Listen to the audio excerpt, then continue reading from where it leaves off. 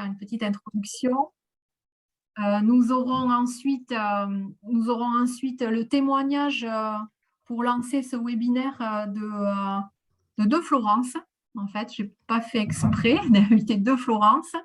Mais alors, je donnerai la parole en premier à Florence Mileriou, qui se présentera un petit peu plus en détail après, parce qu'elle a une boutique à ouvrir à 15 heures, donc peut-être qu'elle nous quittera quelques minutes avant la fin du webinaire. Voilà, et elle nous parlera voilà, de son parcours qu'il a amené sur une filière avec un métier, on va dire peut-être sur une filière un peu plus masculinisée. Voilà.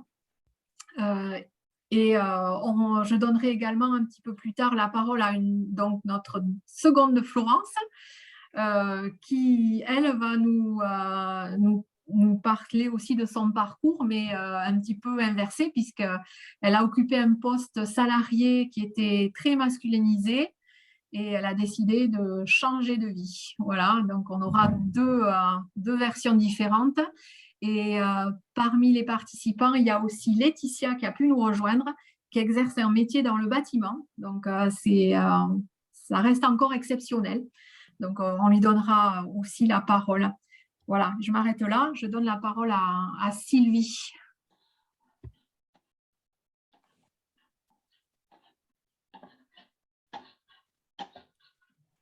Donc, le micro, Sylvie.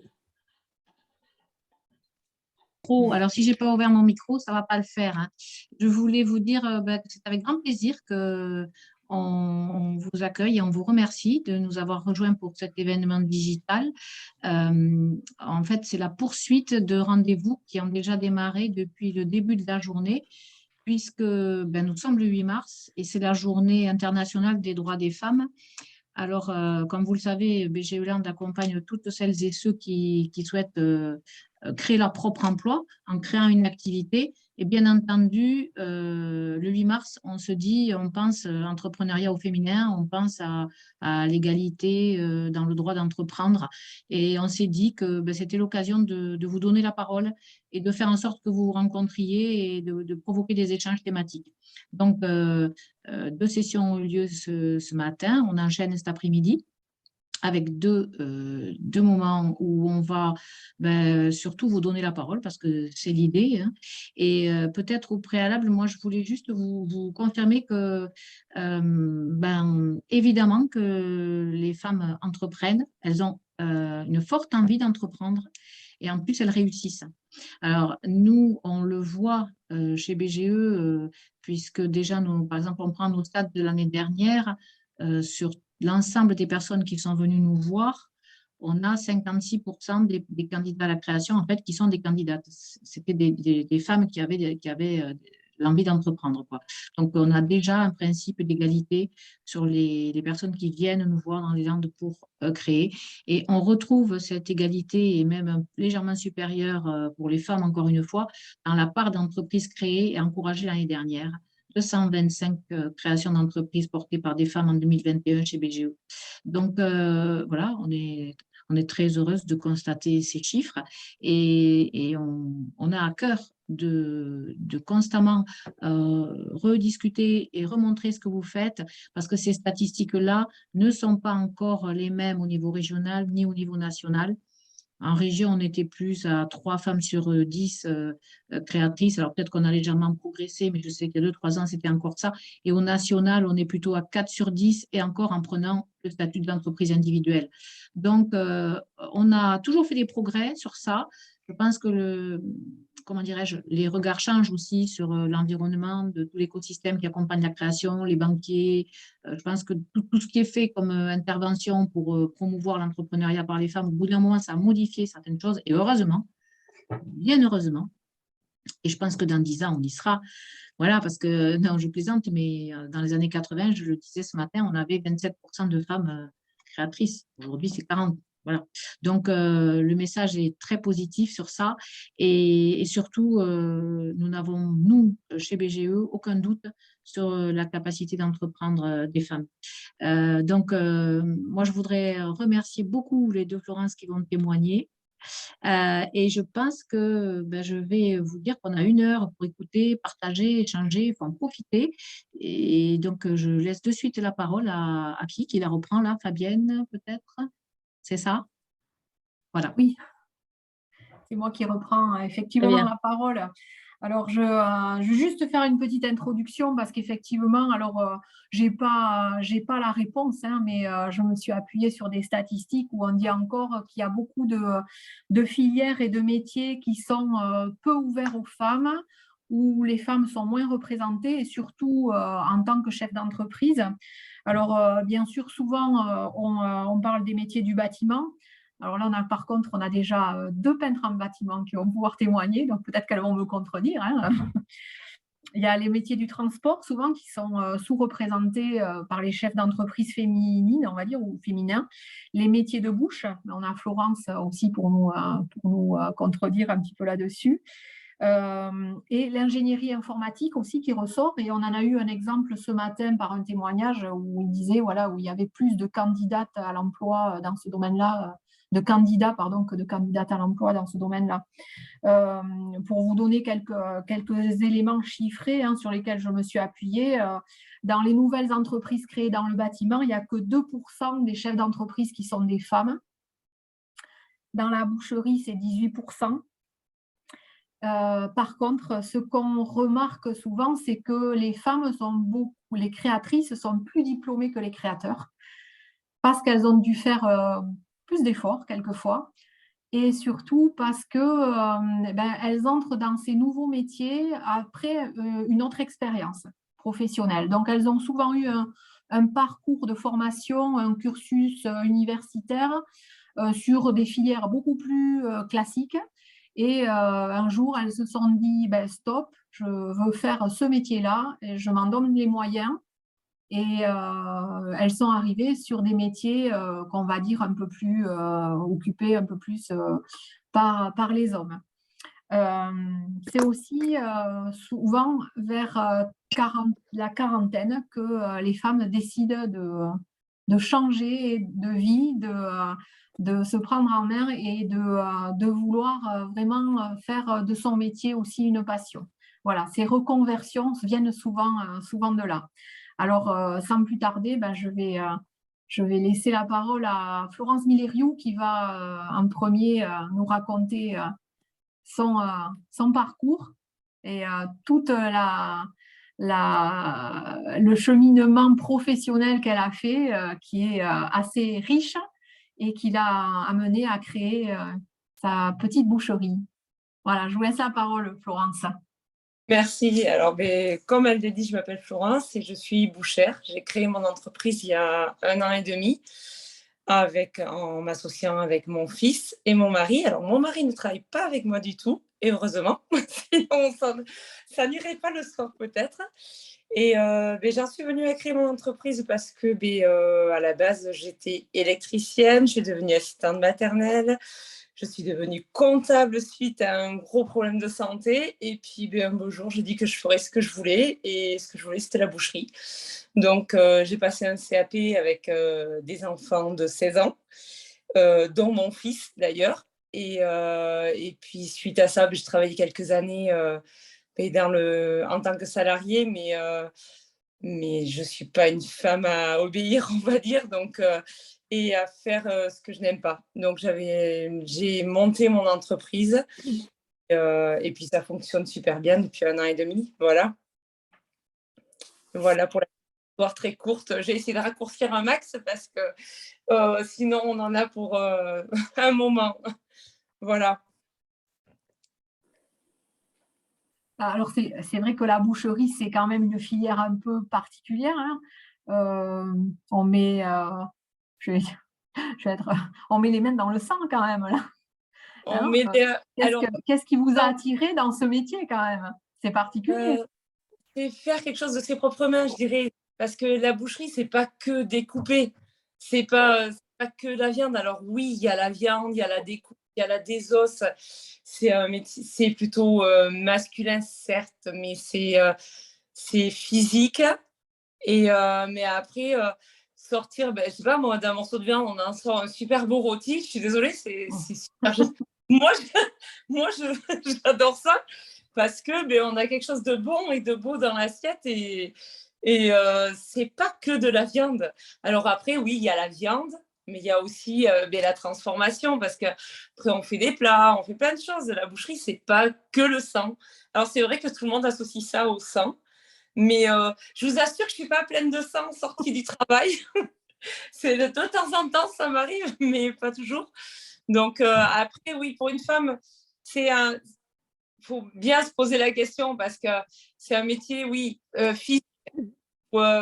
physiquement, on porte du poids, on marche toute la journée, on est debout toute la journée, on découpe toute la journée. Alors, je ne vais pas dire que j'en paye pas le prix parce que oui, j'ai mal partout. Mais après, c'est comme tous les métiers. C'est pas que la boucherie, c'est tous les métiers comme ça parce qu'une femme qui est derrière un bureau, elle aura mal au dos aussi. Donc, c'est pas non plus rédhibitoire, je dirais. Après, oui, vaut mieux pas peser 45 kilos pour soulever une cuisse de 90 kilos. Oui, je suis d'accord. Mais après, moi, je le fais pas. Hein. J'ai appris à faire les choses différemment pour pas avoir à porter de poids trop. On apprend à faire les choses différemment. Les femmes, c'est pas plus intelligente. On est plus motivée et plus créatrice. On va trouver les moyens de faire les choses sans nous blesser, je vais dire. Voilà. Marie-Ange, tu veux poser une question? Oui. Florence, vous avez créé avec votre fils, vous êtes associée avec votre fils et votre patron. Est-ce que des fois, on a l'impression que c'est votre fils qui a créé et c'est vous qui travaillez pour votre fils? Non. Non? Non. Vous associez vraiment au chef d'entreprise qui a créé en tant que femme, parce qu'on aurait très bien pu dire c'est son fils qui est un garçon qui a créé la porte une aide, parce que généralement dans les boucheries, l'homme et la femme conjoint. Au départ, oui, parce qu'ils ne me connaissaient pas. Mais ça a duré quoi? Allez, 2 semaines, on va dire. Et puis en plus de ça, les gens ne savent même pas que c'est mon fils. En général, ils le prennent pour mon mari, pour tout vous dire. Ah. Donc, régulièrement où les gens sont surpris quand on dit non, mais c'est mon fils. Mais non, c'est pas votre fils. Je vous assure. C'est flatteur pour vous, il faut le prendre comme ça, c'est bien. Oui, je le prends comme ça, mais c'est très marrant. Non, après, non, les gens savent qui est le patron et ça, c'est pas parce que je suis une femme que je suis pas respectée en tant que femme et patron et bouchère.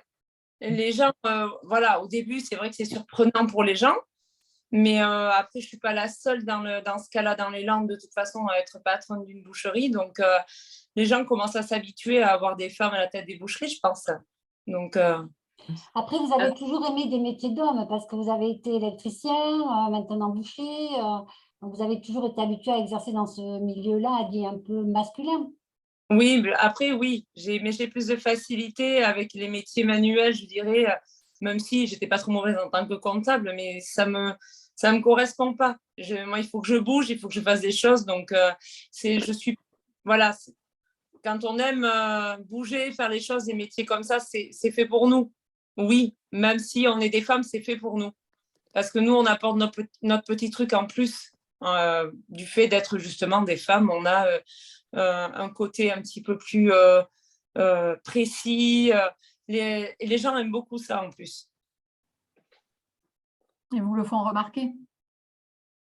Oui, Ouais. oui. Oui. De toute façon, les gens le savent. C'est Jean-Baptiste ou Baptiste qui est mon employé maintenant.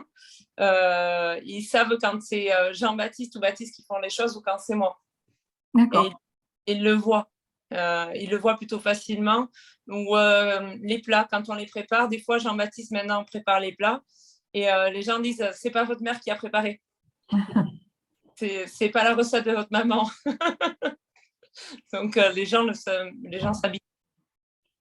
Voilà. Et pendant votre parcours de formation, vous étiez peut-être pas nombreuses à être des femmes, je ne sais pas. Hein. Est-ce que pendant la formation, vous avez vu des différences de traitement dans votre métier, etc. ou je ne sais pas? Non. Disons que la différence qu'il y avait, c'est que j'étais plus âgée. Moi, j'ai fait une formation à 8 ans. Donc, on ne parle pas à une femme de 38 ans comme on parle à un gamin de 16 ans. C'est pas du tout pareil. Ils ont pas. Moi, j'ai fait mon apprentissage classique. Je vais dire, je l'ai fait sur une base classique puisque j'ai une RQTH qui me permettait de le faire à 38 ans. Donc, j'ai fait mon apprentissage en 9 mois en CAP avec des enfants de 16 ans. Donc, le prof n'a pas. Si, il faisait un peu plus de différence peut-être parce que j'étais une femme et non pas une enfant. Et quand on me parlait, je comprenais les choses. Il n'y avait pas besoin de me répéter 4 fois la même chose. C'est pas comme les enfants. C'est la seule différence qu'il y a entre nous, adultes, et eux, enfants. Donc, à la rigueur, ça le soulageait peut-être 5 minutes. Je veux dire, de ne pas répéter 4 fois à quelqu'un. Mais après, au niveau de l'apprentissage, non, mon maître d'apprentissage n'a pas fait de différence. Il m'a appris comme aux autres, sauf que je pense que j'avais peut-être plus de facilité. Je pense que j'avais peut-être plus, oui, parce qu'on est adulte. C'est pas parce que je suis femme, c'est parce que je suis adulte. Le fait, voilà. Vous étiez peut-être plus attentive et les consignes étaient plus vite, plus claires pour vous aussi. Voilà. Et puis, on est plus motivé aussi. Donc, après, on est plus motivé parce que oui, il faut qu'on montre aussi. Par contre, ça, oui, du fait d'être une femme, il faut qu'on montre qu'on est capable. Donc, de suite, il faut montrer notre capacité à faire les choses et faire les choses. Je sais qu'il y a Bénédicte ou Laetitia. Il y a Sylvie qui veut prendre la parole. Ah, pardon. Oh oui, c'est pas bien grave. Je voulais juste rebondir, mais ça a été dit, c'était tout à l'heure. Moi, je retiens, Florence, que vous avez une très forte motivation pour votre métier. On sent chez vous vraiment cette motivation. Et ce matin, il y a eu des témoignages de personnes qui se sont lancées dans la création et qui ont dit il y a quelque chose de très important, on aime ce qu'on fait. Oui. Je sais pas, là, quand vous avez raconté votre parcours, alors qui est remarquable au niveau de la reconversion, vous vous êtes reconverti plein de fois. Il faut savoir qu'au jour d'aujourd'hui, particulièrement depuis la période du Covid, on a, et Pôle emploi le constate, et chez BGE on le constate, énormément de personnes qui vont vers la création d'entreprises dans le cadre de reconversion, de changement de vie.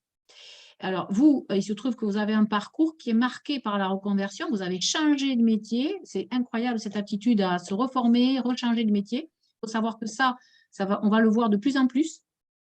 L'envie de tenter de passer du salariat à l'indépendance, l'envie de changer de vie, de changer de région. Voilà, il y a ça qu'on trouve aujourd'hui. Et moi, j'ai retenu une chose qui a été soulignée ce matin et que vous redites, donc ça me fait vraiment écho. Vous voyez, comptable, c'était, bon, vous l'avez fait, vous êtes capable de le faire. Mais votre truc à vous, il y a quelque chose d'un engagement sur un métier manuel, un peu physique, un peu sport, un peu… On sent que vous avez ça en vous, voilà. Et j'avais envie juste de le dire au moment où vous avez témoigné. Oui, non, mais après, de toute façon, quand on part dans ce métier-là, c'est parce qu'on aime ça. Voilà. C'est parce qu'on aime ça et parce qu'on a envie de le faire. Sinon, on ne part pas là-dedans. Oui, je pense. C'est des métiers qui sont quand même semés d'embûches. Il ne faut pas se leurrer. On est avec des hommes, il faut qu'on prouve tout le temps notre valeur. Les femmes, on est obligé de prouver notre valeur. On n'a pas le choix. Ce qui est un peu dommage d'ailleurs, mais bon, ça fait partie du jeu. On part pas. Je ne pense pas qu'aucune femme ne part dans un métier d'homme sans avoir envie, ni sans aimer ça. Je ne pense pas qu'il y en ait aucune qui fasse ça. On aime nos métiers. Je pense qu'on aime tous nos métiers. On a envie de montrer qu'on aime ça et qu'on est doué dans ce qu'on fait. On peut demander peut-être à Bénédicte et après Laetitia qui travaillent dans le bâtiment si elles font écho à ce que vous dites, oui, effectivement, à ces métiers de passion, quoi, finalement. Oui, c'est complètement ça, dans le sens où c'est que déjà qu'avec Florence, on s'est rencontrés, c'est une passionnée hein, quand même, on ne va pas se mentir. Mais oui, c'est complètement ça. Et puis moi, alors ce matin, du coup, j'étais à l'Auberge Landaise pour la table ronde avec Pôle emploi. Et c'est exactement ce qu'il est ressorti. C'est à un moment donné, on n'est pas des femmes dans le bâtiment, dans un métier d'homme. On aime juste un métier. Qu'on soit femme ou homme, et finalement, on a décidé de le mettre à notre portée, et puis voilà, quoi. Donc, dans la peinture, c'est pareil. À un moment donné, alors moi, j'aime bien dire qu'on doit prouver qu'on est crédible, en fait. Et puis, finalement, les mœurs changent un petit peu aussi. On en voit de plus en plus, et ça fait du bien. parce que je pense qu'on a une sensibilité autre que voilà, et puis finalement on amène des choses autres que ce qu'il y avait habituellement aussi. Laetitia, vous confirmez qu'il y a de nouvelles pratiques, de nouvelles... Oui, moi c'est pareil, moi c'est une reconversion à 35 ans. J'en ai un petit peu marre, j'avais fait le tour dans mon ancien métier, donc j'ai rencontré monsieur Richard Gaillon, ici présent, et après, du coup, qui m'ont suivi dans la création de mon entreprise. Donc là, je vais entamer la 7e année. Après, à la base, j'étais aussi un peu dans un métier d'homme parce que je travaillais dans une cour de matériaux de construction donc pendant 14 ans. Donc le bâtiment, c'est quand même un milieu que j'affectionne énormément. Et puis après me lancer, j'ai eu aucune entrave. Et puis même les clients, les nouveaux clients même que j'ai, la plupart me sélectionnent parce que je suis une femme et pas un homme. Donc je n'ai jamais rencontré de tracasserie. Il y a peut-être une cliente qui n'était pas très commode. Elle n'appréciait pas que ce soit moi qui lui fasse les travaux. Mais bon, du coup, je ne les ai pas fait. Donc comme ça a été vite fait. Mais après, jamais eu de quoi que ce soit. Puis quand on aime ce qu'on fait, déjà quand on rencontre les clients, on ne les connaît pas forcément et la façon dont on détaille, qu'on voit l'environnement, qu'on leur propose des nouvelles choses sur lesquelles ils n'avaient pas forcément pensé ou relevé, c'est quand même une satisfaction derrière quand on réalise notre travail et qui sont aussi étonnés de voir de quoi on est capable. Souvent, ils nous prennent parce qu'ils ont eu un bon écho, il y a eu du bon bouche à oreille, mais ils étaient quand même un peu sceptiques par rapport au travail qui allait être réalisé. Et à la fin, ils sont super heureux. Parce que moi, je mets pas de barrière. Et moi, plus c'est compliqué, plus j'aime ça. Donc, voilà. Moi, je me plais dans l'ancien, dans la réno, tout ce que font les hommes. Et moi, j'ai une satisfaction personnelle aussi de pouvoir me dire que je sais faire. Et je leur montre et je suis contente. Voilà. Et dans votre entourage, personne ne vous a dit à un moment donné, non mais pourquoi tu vas là-dedans, ça va être compliqué, c'est physique, Rien. On vous a soutenu? Soutenu, puis de toute façon, quand j'ai quelque chose dans la tête, je vais jusqu'au bout. Ils le savent. J'ai eu un déclic sur ce métier-là et j'ai foncé. Et puis voilà, et là, je suis toujours là. Et j'ai un salarié, je suis en train de monter un local. Donc voilà, je suis là et je suis contente. Et Marianne, j'aime ce que je fais aussi. Marie-Ange, tu voulais poser une question? Oui, je voulais après, la réponse a été un peu donnée, mais je voulais justement poser la question par rapport au regard que portent les clients, les fournisseurs, les autres concurrents sur le fait que justement vous soyez une femme dans un métier un peu masculin. Et donc, bon, apparemment pour les clients, ça peut passer, sauf pour une personne. Et Bénédicte, est-ce que vous avez le même ressenti par rapport à ça, parce que c'est vraiment aussi un métier... Non, mais c'est clair, toute chose, enfin voilà, alors moi ça fait que 1 an et demi, mais bon après j'ai travaillé quand même 10 ans pour un patron, donc dans ce métier-là, moi j'y suis rentrée à 26 ans dans le métier de peintre, mais je sais que moi j'ai des clients par exemple, il n'y a pas que la question du prix du devis. J'ai une cliente, elle a fait 3 devis différents, et finalement elle m'a pris à moi. Finalement, j'étais pas la moins chère non plus, mais elle a apprécié ce côté échange, le temps qu'on prend aussi, parce que c'est on prend du temps quand même avec notre client. On n'arrive pas sur des travaux, on fait pas que repeindre ou que y a quand même, on a plein de choses à voir. Voilà, et puis les gens nous fournissent une part de leur intimité quand on rentre chez eux. Donc moi, je pars du principe qu'il faut la respecter, et du coup, on prend le temps aussi avec eux de comprendre leur projet et ce qu'ils ont envie derrière. Donc, effectivement, moi, je sais qu'il y a des fois, j'ai été prise par des clients parce que j'étais une femme, en fait. Laurence?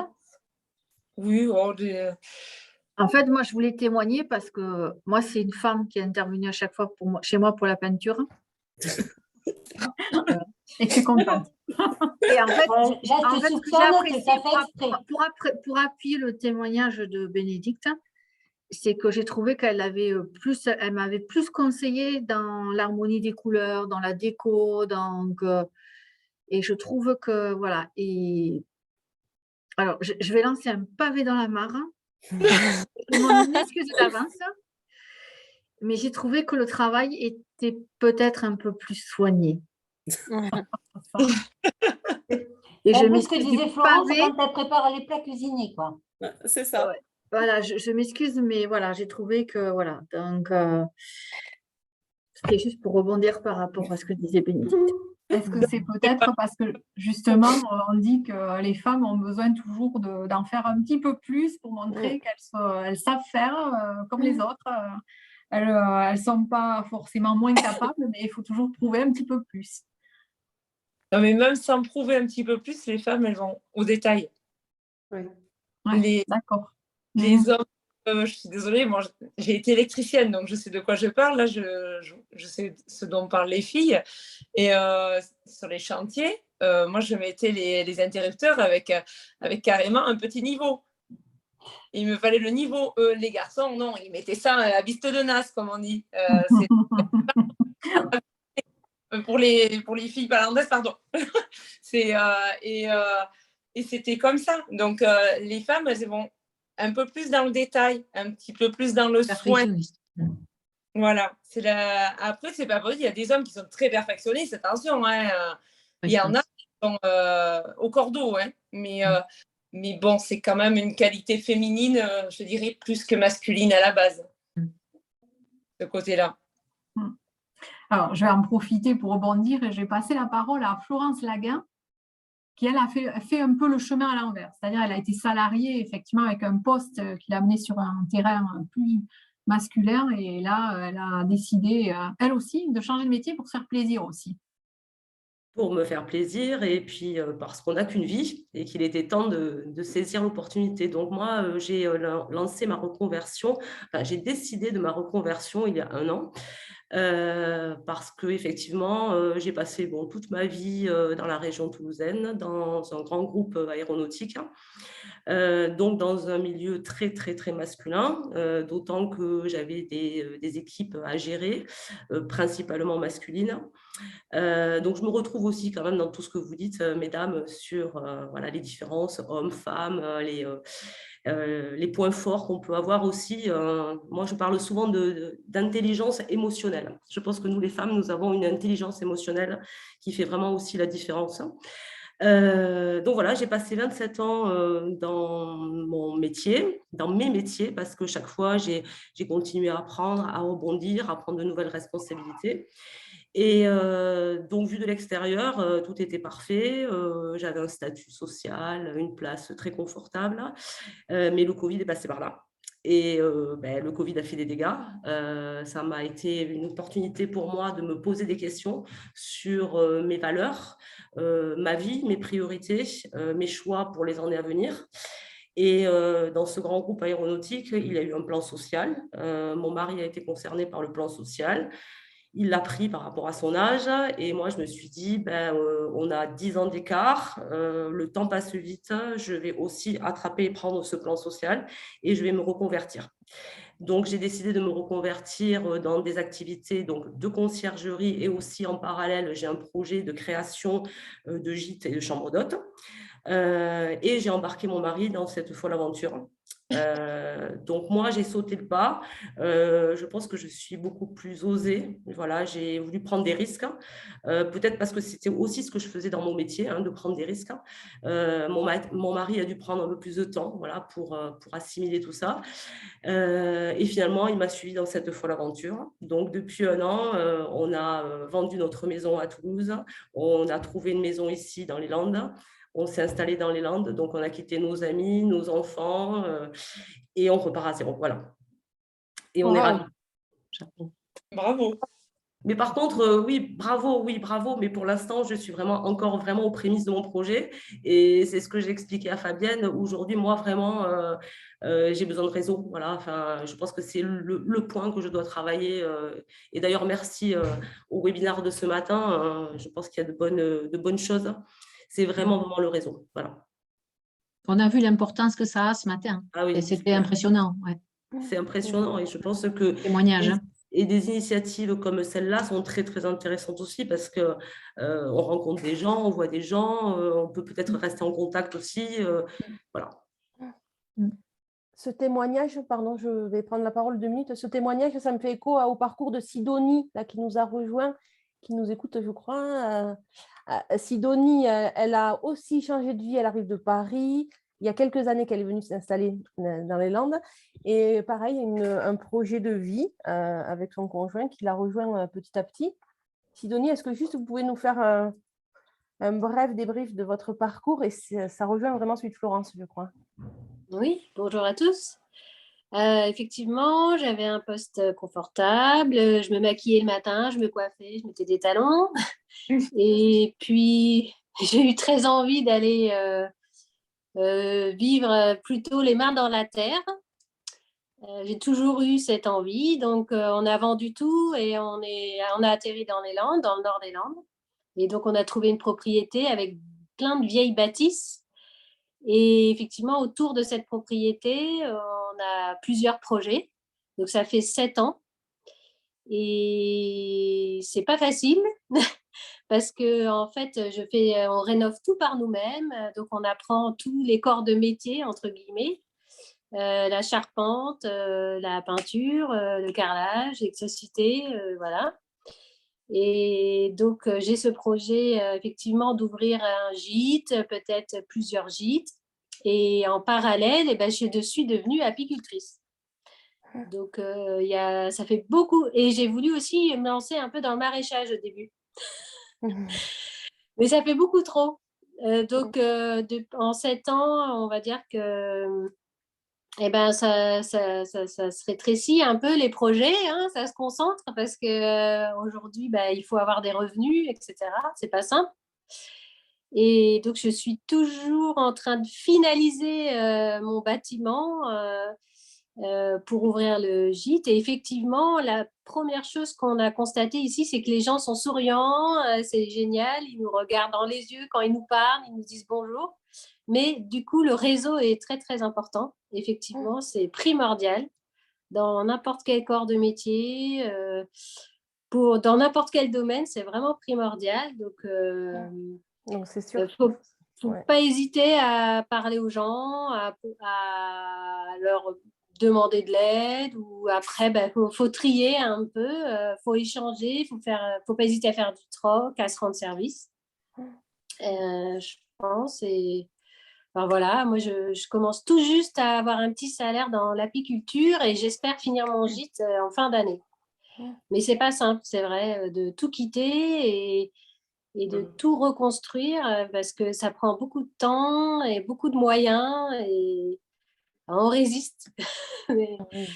Mais Florence, j'espère que cette année, c'est la bonne parce qu'effectivement, quand on regarde autour de nous, on est toujours aussi émerveillés. Mais quand même, c'est pas simple. C'est pas simple de gagner sa vie. C'est ça qui fait que c'est difficile, effectivement. Et physiquement, c'est très dur de rénover par soi-même. Et d'ailleurs, je rejoins un peu certains témoignages. C'est que quand quelqu'un vient nous voir et on leur présente les bâtiments qu'on a rénovés, c'est toujours mon mari. On dit toujours, même si c'est moi qui présente, regarde ce qu'on a fait.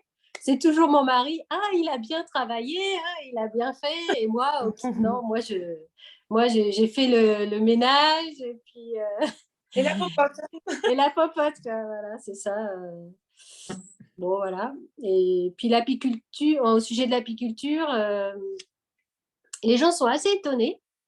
Et en fait, ils me posent beaucoup de questions. Donc, avec plaisir, je réponds. Et rapidement, ils rentrent dans... S'il y a un petit côté émotionnel, un petit côté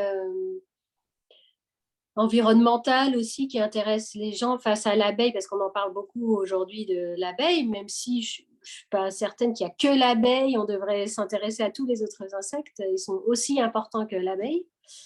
Et par contre, ceux avec qui je rencontre parfois des a priori, c'est les autres apiculteurs, les apiculteurs masculins, ça a beaucoup. Alors, ils me posent des questions très minutieuses pour savoir si je m'y connais un peu. Et une fois que je réponds correctement, c'est bon, allez, t'es ma copine. Au niveau homme-femme, différence, je rencontre plutôt ça donc chez mes collaborateurs, on va dire, apiculteurs. Encore une fois, les femmes doivent prouver que elles savent faire autant, quoi. Oui. Et surtout bien écouter et bien écouter, ouais, pas trop critiquer. Voilà, pour ma part. Marie-Ange, tu as une question? Mais excusez-moi, j'ai toujours des questions en fait. Par rapport justement aux femmes qui occupent plutôt un métier d'homme, quel est le regard alors, nous avons par exemple Étienne ou Richard qui pourraient peut-être répondre. Est-ce que vous accompagnez, est-ce que vous pensez que dans l'accompagnement et la manière de retranscrire l'idée, ou notamment pour aller voir un partenaire financier, est-ce que vous pensez que le fait d'exercer dans un métier d'homme peut influencer la décision pour un banquier qui peut dire, par exemple, un peintre doit porter des plaques de placo-plâtre et la femme ne pourra pas le faire? Est-ce qu'il y a des réticences qui font que par rapport à ce métier-là, on peut avoir des doutes sur la pérennité, la viabilité et pourquoi pas donc du coup des réticences sur un prêt à accorder? Est-ce que l'une d'entre vous a demandé un prêt? Bon, je pense que Florence peut-être. Marie-Ange, je te coupe pour compléter ton propos. Si tu prends le bâtiment, c'est un peu particulier. Je comprends ta question. Mais dans le bâtiment, il y a la problématique des 2% de femmes sur les entreprises nouvelles. Alors, la peinture, ça passe. Il y a certains corps de métier dans le bâtiment où c'est vraiment une question. Je ne sais pas si tu penses au bâtiment et qu'à ça. Non, je pensais à tout. C'est-à-dire que, est-ce que justement, est-ce que vous avez déjà sollicité un emprunt? Est-ce que vous avez eu un regard différent du banquier parce que c'était un métier plutôt masculin? Bon, l'apiculture, c'est vrai que c'est un milieu déjà très fermé, donc effectivement, être une femme apicultrice, ça peut être peut-être pas forcément un avantage, mais Moi, je peux me permettre, moi, pour lancer l'entreprise, donc j'ai dû faire appel à un prêt bancaire, hein, parce qu'il a fallu acheter les fournitures, le fourgon. Mais bon, j'étais bien suivie par M. Richard Gaillon, avec qui on avait fait une étude de marché. J'avais un dossier qui était quand même assez complet. Donc, je pense que ça a dû aider aussi. Je ne sais pas si sans ce dossier, j'aurais eu le même regard. Et toujours est-il que, après, si les banques, si à mon souvenir, si elles m'ont fait un petit coup quand même, c'est qu'elles m'ont prêté de l'argent, mais ce que j'avais sur mon compte, elles m'ont bloqué pendant 5 ans. Donc, en fait, elles m'ont prêté, mais elles m'ont bloqué le même montant, puisque là, c'était en entreprise et pas en perso. Donc, et moi, je voulais vraiment dissocier l'entreprise du personnel. Donc, est-ce que c'est parce que je suis une femme et que je me suis lancée que j'ai eu ce qu'ils m'ont fait? Je ne sais pas. Mais en tout cas, j'avais un dossier qui était quand même assez complet. Mais c'est vrai que le montant qu'ils m'ont prêté, ils me l'ont bloqué en perso pendant 5 ans. En garantie. Donc, en fait, ils ont pris une garantie en fait équivalente en montant, c'est ça que vous voulez dire? Oui, sachant que j'avais quand même les garanties aussi avec le prêt et tout le reste. Hein. Donc, en fait, parce que j'avais l'ACROULAR, enfin, j'avais pas mal de choses en main pour la création d'entreprise, mais ils m'ont quand même bloqué de mes fonds perso pendant 5 ans le montant qu'ils m'ont alloué. Est-ce que c'est parce que je suis une femme? Je ne sais pas. Mais après, donc je peux dire que oui, peut-être qu'ils étaient un peu sceptiques sur la réussite de l'entreprise. Peut-être. Mais du coup, j'ai la fierté maintenant de leur montrer qu'ils sont trompés. Et voilà. Donc, ouais, je pense qu'ils ont un regard différent, mine de rien, sur la crédibilité qu'on puisse avoir dans notre démarche d'installation. Mais bon, voilà.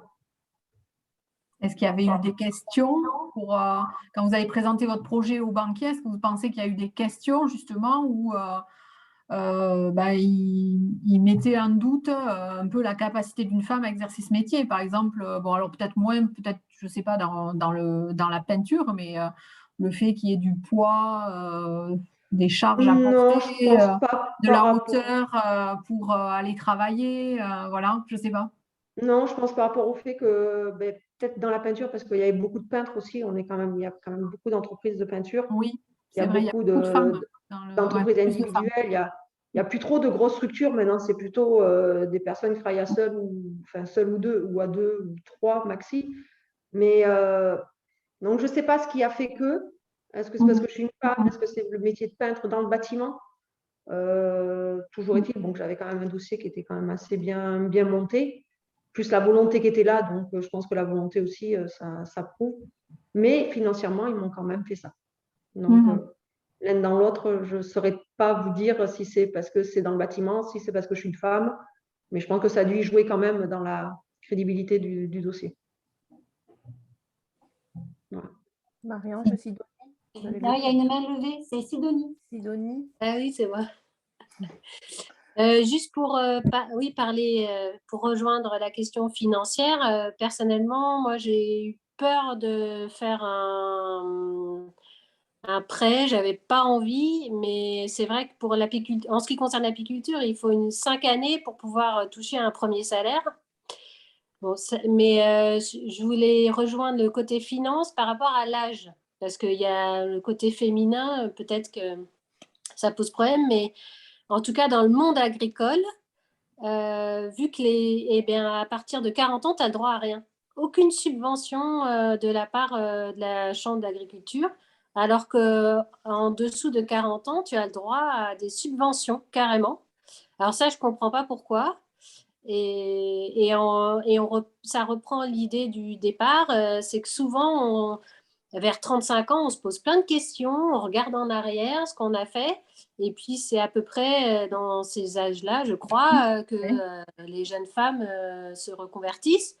Et malheureusement, juste pour témoigner, dans le monde agricole, tu n'as pas le droit de subvention si tu as 40 ans.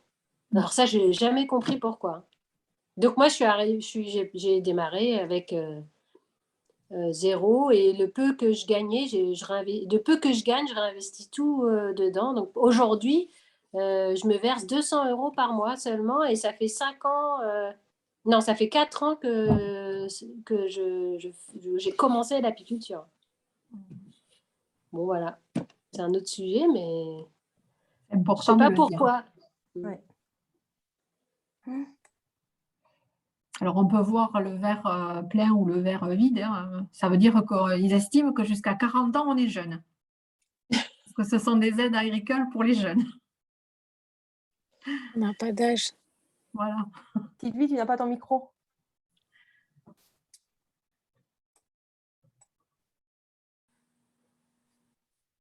Pardon, oui, je disais, je pense que c'est historique l'explication avec les chambres d'agriculture parce que c'est l'installation des jeunes agriculteurs, c'est des choses qui datent un peu et la DGA, tout ça, c'est vrai que c'était le renouvellement de la population. Donc du coup, je l'expliquerai comme ça, mais je suis pas, c'est peut-être c'est une interprétation, je suis pas du tout spécialiste, mais par contre, j'ai quelques liens avec la terre et je sais que c'est sûr, il y a un rapport avec l'apiculture, ça relève du domaine agricole, mais je crois que c'est des effets collatéraux d'une politique agricole qui était plus vraiment liée au développement des terres agricoles, de l'agriculture, de l'installation des jeunes agriculteurs, et que ça serait certainement à revoir, vous avez raison. Oui, c'est ça. Florence, vous avez réactivé votre micro. Florence Laguin, vous vouliez dire quelque chose? Non, j'écoutais. Non. Moi, si vous avez une question. Je voulais parler à Florence Laguin. Là. C'est un sacré aussi changement de vie que vous avez décidé d'entreprendre là. Est-ce que vous avez des freins? Est-ce que vous avez des craintes, des peurs ou votre motivation est telle que... je vais être transparente. Bon, c'est vrai que oui, j'ai des craintes. Voilà, j'ai des craintes parce que une partie de notre projet nécessite quand même beaucoup d'investissement, puisqu'il va y avoir de la rénovation, etc. Aujourd'hui, on a quelques capitaux, mais c'est sûr que cette situation globale d'inflation et tout est inquiétante pour tout le monde. Ouais. Et oui, en plus, avec la situation en Ukraine, tout ce qu'on entend et tout, j'avoue que depuis quelque temps, je ne suis pas complètement sereine. Voilà. Et pourtant, je suis quelqu'un de très, très positif, qui a toujours eu la capacité de rebondir. Mais là, la situation, elle est un peu stressante. Oui, elle est déstabilisante pour beaucoup de monde actuellement, c'est vrai. Franchement, il y a quand même une conjonction de changements. Hein. Voilà. C'est ça. Alors, moi, c'est vrai que j'ai envie de dire, je suis au démarrage de mon Pôle emploi. Donc, je me laisse aussi la possibilité de rebondir si vraiment mon projet devait capoter pour une raison X ou Y et de repartir dans le salariat. Je n'ai pas fait tout ça pour ça, parce que je cherche aussi de la liberté. En fait, ma vie de salarié était vraiment parfaite, hein, puisqu'il y avait la stabilité, il y avait le statut social, il y avait tout ça. Bon, et ce que je disais aussi, c'est mais à quel prix? Au prix d'être corvéable 24 heures sur 24 parce que je travaillais sur les livraisons d'avions, au prix de ne pas forcément bien profiter de la vie, tout simplement. Donc, c'est un choix de vie qui a été fait, c'est de se dire, je fais le deuil de quelque chose pour essayer de gagner autre chose et en étant consciente que je perdrais des choses. Voilà. Mais tout ça a été fait avec certaines hypothèses de l'époque. Aujourd'hui, la situation, je pense qu'il faut rester dans la création d'entreprise. Il ne faut pas, enfin, de mon point de vue, il faut partir dans une direction, mais il ne faut pas s'entêter, quoi. C'est-à-dire que je pense qu'il faut aussi à un moment donné être capable d'adapter son offre, son service, son activité. Et moi, je me suis dit, bon, voilà, je pars là-dedans, mais pourquoi pas, demain, si ça ne marche pas, repartir dans le salariat parce que voilà, l'avenir est très incertain. On me fait signe qu'il ne reste que quelques minutes. Vous avez fait aussi le choix de, malgré toute votre expérience professionnelle, vos connaissances, et vous avez fait le choix quand même de préparer de façon minutieuse votre projet. Est-ce que voilà, vous avez quelque chose à nous dire là-dessus, et est-ce que pour vous, ça semble malgré tout, malgré toute l'expérience qu'on peut avoir, primordial de passer par cette étape-là? Ah oui, c'est certain. Alors, je pense que l'expérience donne déjà beaucoup d'acquis et de réflexes, mais pour autant, je pense qu'il faut se former et s'informer en permanence. Donc, je remercie BGE, alors pas BGE Land, mais BGE Toulouse. C'est nos collègues, on travaille avec. Nos collègues, parce que j'ai eu la chance de faire une certification sur la création d'entreprise. Et honnêtement, ça, c'était indispensable, quoi. Surtout, surtout les projets. Et c'est vrai que moi, mon projet étant aussi avec beaucoup d'investissement, effectivement, je pense qu'il fallait vraiment avoir tous les outils juridiques, financiers, pour faire les bons choix. Pour faire les bons choix. Et malgré tout, c'est pas si simple puisque je vais aussi solliciter Fabienne régulièrement sur des questions très ponctuelles et tout. Et après, je pense qu'il faut être toujours en alerte et s'informer de l'évolution, de la législation, des choses comme ça, pour pas en fait avancer avec des œillères et se rendre compte à la fin que finalement il y a un truc qui a changé et que la viabilité n'est plus là, quoi. Voilà. Je pense que parfois, la vérité est entre les deux. On peut ne pas parfois renoncer à un projet, mais par contre le modifier, s'adapter. Par contre, bien réfléchir, mais pas renoncer forcément à tout ce qui était les fondements de vos choix. Je pense que dans vos choix, il y a des choses fondamentales et je le souhaite pour vous, que vous pouvez garder, même si vous devez à un moment donné revoir. Voilà. C'est ce qu'on fait en permanence, quoi. Ouais. On est parti avec un projet, un type de projet, et là, on l'a fait évoluer en fonction du contexte, de l'étude de marché aussi, de l'étude de la concurrence. C'est ça. Et de se dire, finalement, l'idée qu'on en avait avant d'arriver ici, il faut peut-être l'adapter parce que ce n'est pas forcément là qu'il y aura de la demande, quoi. Voilà. Après, on voit de plus en plus de modèles de vie construites de manière hybride. Alors, bien sûr, en général, c'est un équilibre dans le couple ou quand il y a un couple avec des choix. On voit du salariat, on voit de l'entrepreneuriat mélangé ou du temps partiel salariat, mais en même temps, j'ai mon activité à côté. On le voit, nous, beaucoup chez BGE, ça se modifie. Et cette envie d'entreprendre, beaucoup de personnes t'en emparent aussi pour pas renoncer à une forme de liberté ou à un moment donné, l'envie d'un changement de vie, arriver, comme vous l'avez très bien dit, à la quarantaine, à la cinquantaine, à un moment où on a bien avancé, et puis on se dit, mais bon, c'est maintenant ou jamais, j'ai envie, quoi. Et après, il y a effectivement bien mesurer toujours le risque et sans renoncer, s'adapter, ça c'est vrai. Mais on voit des projets, les conseillers et les conseillères sont mieux placés que moi pour le dire, mais qui avancent tout à fait positivement avec un équilibre entre du salariat, mais à côté une activité et ça fonctionne. Voilà. Alors après, c'est vrai qu'aujourd'hui, c'est compliqué un peu par le contexte. Le contexte qui perturbe un peu, c'est vrai. Mais voilà, en tout cas, moi, je l'ai dit en introduction et je le redis, les femmes entreprennent et elles réussissent. Et je pense sincèrement que, on le voit tous les jours. Alors après, c'est vrai qu'un projet, par contre, un projet, ça s'adapte constamment à l'environnement. Ça, c'est vrai. Merci. Sidonie, vous avez toujours votre main levée. Vous vouliez peut-être intervenir. Il nous reste 1 ou 2 minutes. Non, en fait, c'est une erreur, désolée. Je pense qu'il y a une personne, alors qui ne s'est pas nommée, mais je crois C'est qu'il lève la main. Angélique, c'est iPhone. C'est nommé iPhone. Voilà. iPhone en voiture. Bonjour. Bonjour. Je voulais juste dire 2 mots pour la fin. Donc, je ne me suis pas présentée, je m'appelle Angélique et mon projet, c'est de faire des accompagnements avec un fourgon, en fait, et partir à la rencontre des personnes pour pouvoir les accompagner par des soins énergétiques. Donc, ce que je voulais dire, j'ai été admirative par rapport à tous les projets qu'on a entendus jusque-là. Et je voulais dire que moi, ce qui m'a servi énormément, c'est de garder la foi et la croyance que tout allait réussir, sans jamais écouter, en fait, autour de moi, les doutes de chacun. Et c'est ce qui m'a permis d'obtenir plein de choses pour que ça se mette en place, en fait. Et c'est encore en train d'évoluer grâce à Fabienne aussi et à son accompagnement. Et j'avoue qu'en fait, je reste sans doute et grâce à ça, j'avance et il y a plein de réponses positives qui se font autour de moi. Et il y a des ouvertures que j'attendais même pas.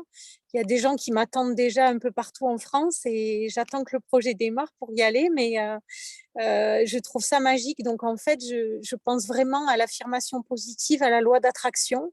Et quand on croit vraiment à son projet, en fait, on attire à soi ce qu'on émane.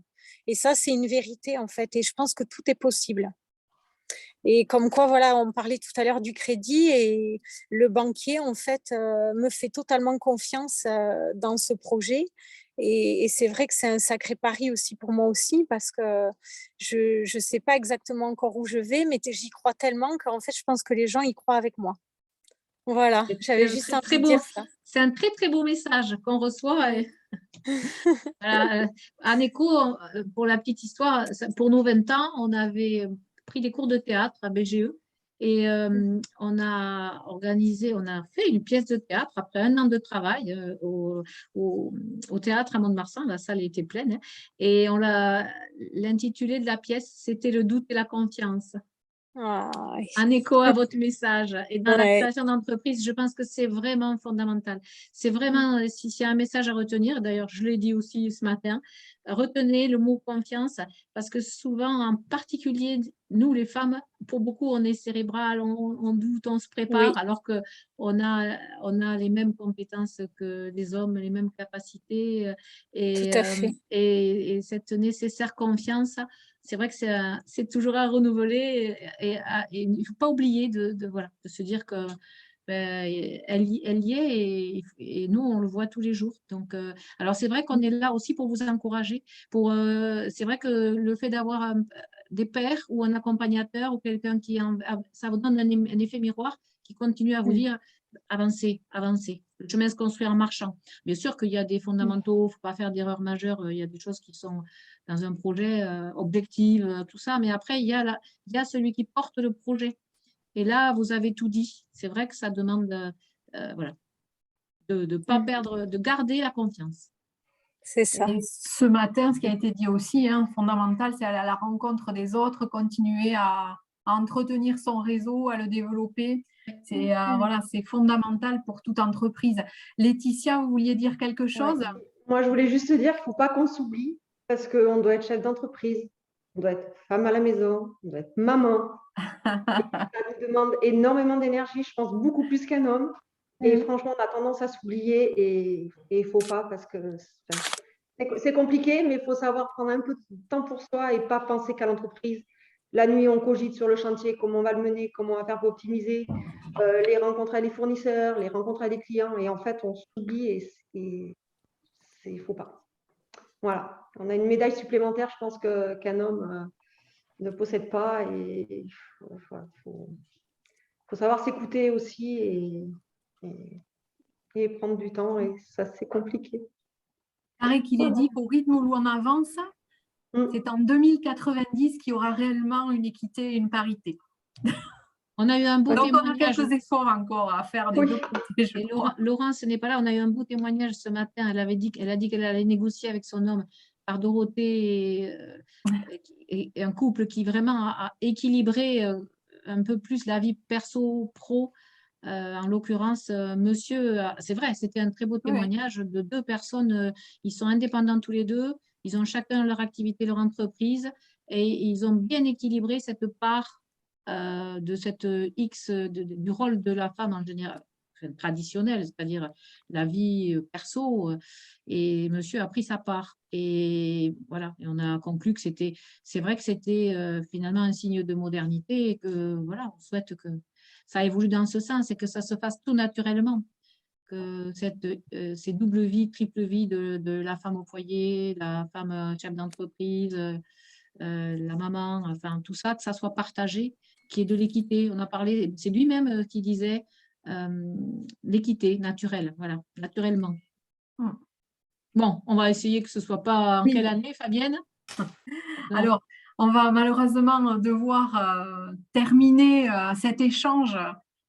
J'espère qu'il vous aura apporté aussi ou au moins motivé pour la suite de vos projets, pour celles qui ont des projets et puis pour celles qui ont déjà bien avancé dans leur vie d'entrepreneuse, on va dire, ou entrepreneur au féminin, de poursuivre dans cette lancée, de ne pas hésiter à témoigner, de montrer qu'aussi tout est possible, de garder vraiment cette envie de changer de vie pour exercer un métier que vous aimez, qui vous passionne. Voilà. Et comme le disait une des Florence tout à l'heure, c'est d'exercer, j'exerce pas un métier masculin, mais j'exerce un métier manuel. C'est ça qui me plaît et je fais un métier qui me plaît. Voilà, c'est ce qu'il faut retenir, c'est se donner les moyens d'arriver à cette reconversion.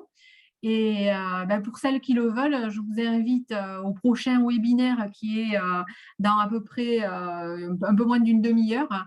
Et là, ce sont des jeunes femmes de moins de 25 ans qui témoignent, qui ont décidé, plutôt que d'être salariées, de créer leur entreprise. Voilà, avec le regard sur la création d'entreprise par les jeunes femmes, qui peut être un petit peu différent par rapport à pour d'autres générations. Voilà. En tout cas, je remercie mes deux Florence d'avoir été présentes et d'avoir témoigné sur vraiment leur expérience. Bénédicte et Laetitia et Sidonie aussi. Voilà, j'espère que c'est enrichissant pour les autres personnes. Voilà, merci beaucoup. Merci à vous. Merci à tout le monde. Au Si. revoir.